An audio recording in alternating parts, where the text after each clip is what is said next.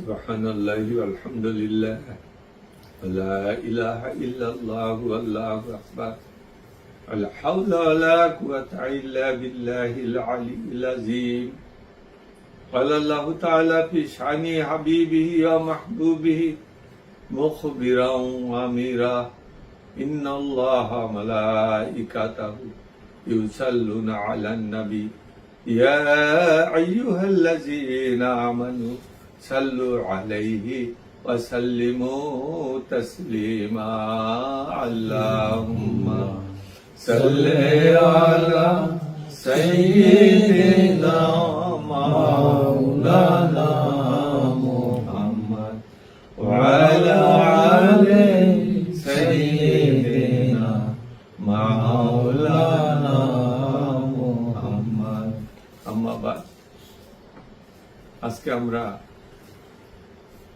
ওরসুর শাইখান দুইজন মহান আল্লাহর ওলির ওরস শরীফ উদযাপিত হবে।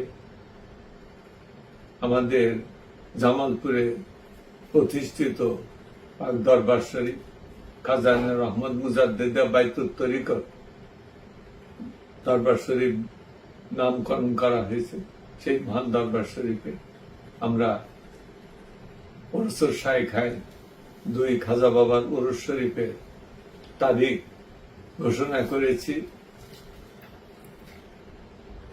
আগামী 2026 খ্রিস্টাব্দে 25শে জানুয়ারি সকালে মোনাজাত হবে ফজর নামাজ আনতে।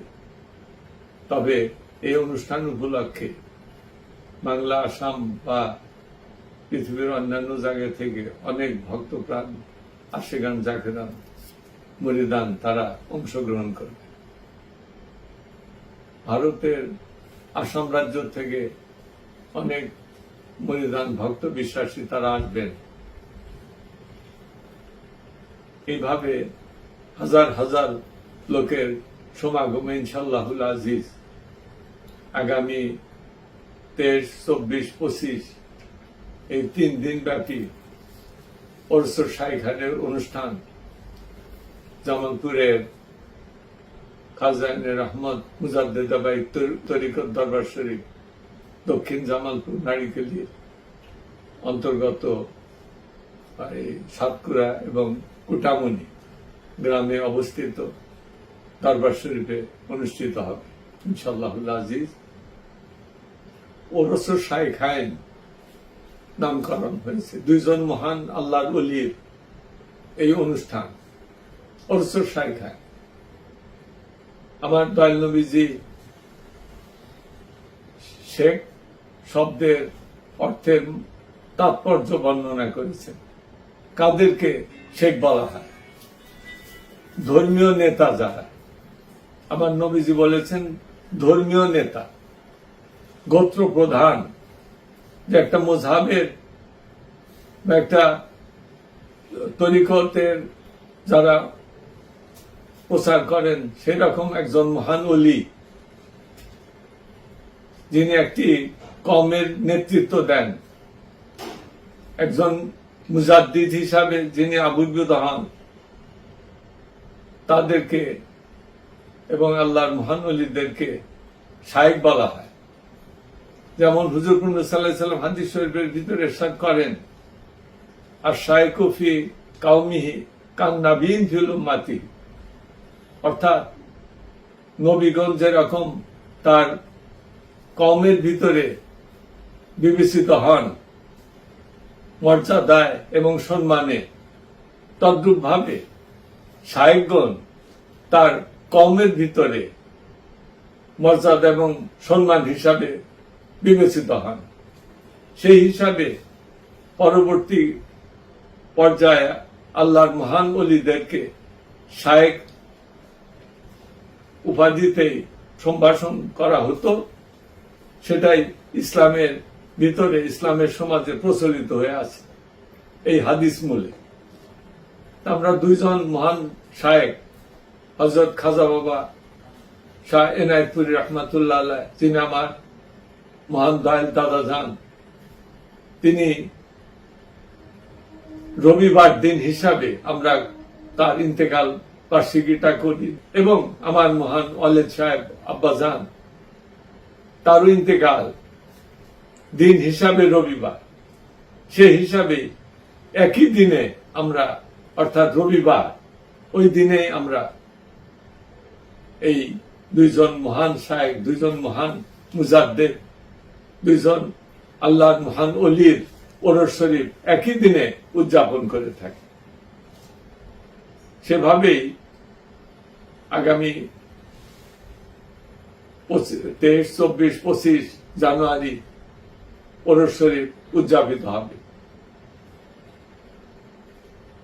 ওরস শব্দটি যদিও এক্ষেত্রে কেন প্রযোজ্য বর্ণিত হয়, ওরস ওরস শব্দের অর্থ তো অলিমা, বিবাহ অনুষ্ঠান, বাসর ঘর। এটা আল্লাহর ওলিদের ইন্তেকাল বার্ষিকী হিসাবে কেমন করে এর প্রচলন হয়ে গেল হঠাৎ করে? বলা হয় যে একটা প্রচলিত অর্থ, যেটা আবিধানিক অর্থ, ওই অর্থ 3টা কারণে তার পরিবর্তন হতে পারে, অন্য অর্থে ব্যবহৃত হতে পারে। যেমন প্রচলিত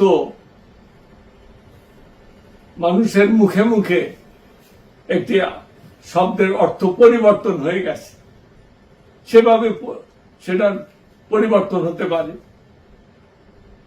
মানকুলে উর্ফি বলা হয়, সেটা হতে পারে। অথবা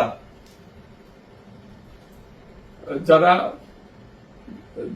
ভাষা নিয়ে গবেষণা করেন, আহলে লোগাত বা উলামায়ে ফুজাল আকরাম, তারা অনেক সময় প্রচলিত ভাষার অন্য অর্থে ব্যবহার করে থাকেন, যেগুলোকে বলা হয় মানকুলে ইস্তেলাহি।